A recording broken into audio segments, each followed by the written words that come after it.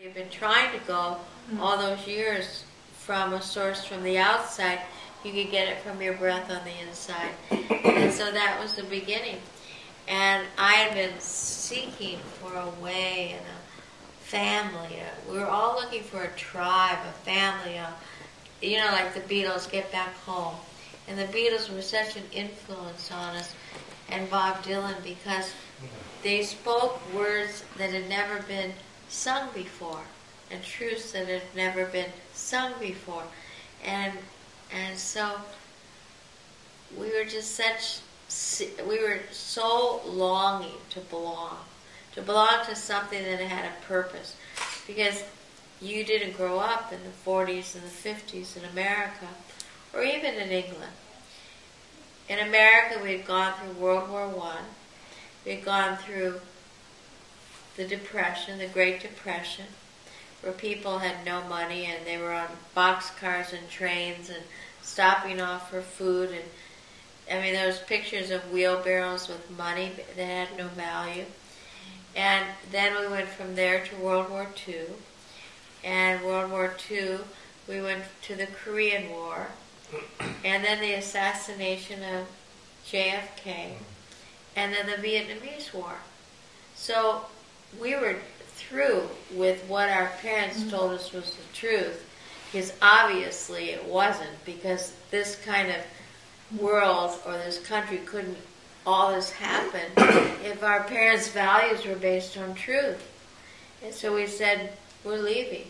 But what happened that really crinched it was after World War II, all the inventors and the people, the developers had developed freezers, better refrigerators, better washing machines, all better, but they couldn't sell it because no one had any money. So that after World War II, money started coming, energy started flowing, and we worshiped things. And nobody thought anything about it. Materialism was God. And get yourself a house. Get yourself the best freezer, the best refrigerator, the best washing machine, the newest, fastest car. And everybody was running for that security that wasn't real. And for some reason, we got to see how unreal it was. And, of course, LSD helped with it, because we saw the vision like through this kaleidoscope. Say you're living and your parents say the only thing you can do is go to college, get secure, get a retirement fund when you're 20 years old, buy a house, have good insurance, have 2.2 children and 1.4 cars and 2.4 bathrooms, and you'll be happy. And we looked at them. They didn't seem so happy to us. So we knew that was a false promise. And then we got the experience through the kaleidoscope of that infinite universal possibility of consciousness. And it did come from something on the outside.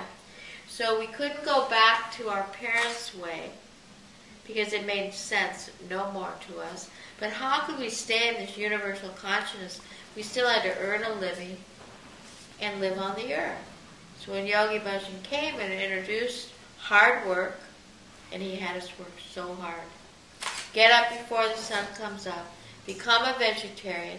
Become celibate before marriage. Don't do any drugs. Don't eat any meat, fish, eggs, no alcohol. It was like we went from way here to way there overnight. But it worked because we went into pranayama.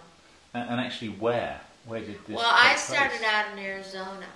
And a young man who I never saw again, he was told by God, these are the kinds of things that happen in this window, by God to take me from Big Sur to Arizona. And he was told to take me to an ashram. A voice told him to do it. So he took me to an ashram that Yogi Bhajan had established. Because when Yogi Bhajan came to LA, he sent different teachers to satellite stations like in Florida, Washington, D.C., New York, Amsterdam, different places.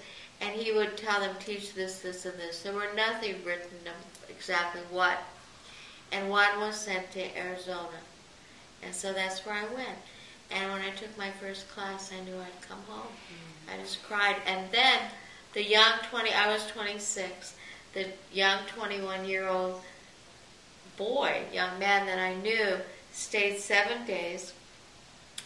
He paid my first month's room and board, which was 75 American dollars, and he left, and I've never seen him since. He was like an angel sent from God. And then I met Yogi Bhajan like maybe 2 months later. And he had us open. The first thing he did was have us open a free kitchen. And he said to me, he says, open up a kitchen and feed the poor. Because there were many hippies and there were many people that would ride the trains, the Native Americans, and they would get off to look for work. There were many people passing through Tucson looking for work, employment, and there were many poor people there. And, of course, I said, well, I don't have any food. We had no money. Every time we would say something, he'd say, just figure it out. Go get it. I said, where do I go get it? You know, I was like this dumb kid. And he said, just go to the stores and ask them for food, for them to give you food. And so I did, and they gave us food. They gave us, like, the next day when the lettuce or the vegetables weren't so good. And then there's this one saintly lady who sold Altadena cheeses. And so if it goes over one day, they're not bad, but they can't sell. So every day we gathered food, and we served about 100 people a day for a very long time, for over a year, every day. But we had to work hard. And then he said, get up in the morning at 3 o'clock, do your yoga, do your meditation, do your prayers, and by 6 o'clock, work. And so we worked, we cleaned, we did everything. I worked in this church, I did all this stuff. We were so tired at night, we just fall in bed. But he knew that was the remedy. To first clean us out of all the drugs that we had taken, and to get our brains working right, and to help us to find a purpose in life, and that was to serve people. And so he said, get up before the sun comes up and thank God for the new day. Work hard and share. And those were the teachings. And for the first time, life made sense for me. I had a family to come home to, this old, crummy house. I had like-minded people that we ate together and prayed together. I didn't have to worry sexually that I was going to get involved because we had taken vows of celibacy. I didn't have to think about drugs because I committed not to do it. And so it gave me a new start and a clean start and a simple start. Work hard, so you're so tired at night you just go to bed. Get up in the morning, start over again. It was such a form to take us into the formless, and it worked. And I got experiences inside of me that took me far beyond any LSD I'd ever taken. And then I realized how LSD and drugs were a stepping stone. But without them, I don't think I would have gotten to my journey. So I thank that I thank every part of my life. There's not one. Even the pain and the suffering and the insanity and the things I did, for everybody. Nobody would get where they are if they didn't go through what they had to go through to get there.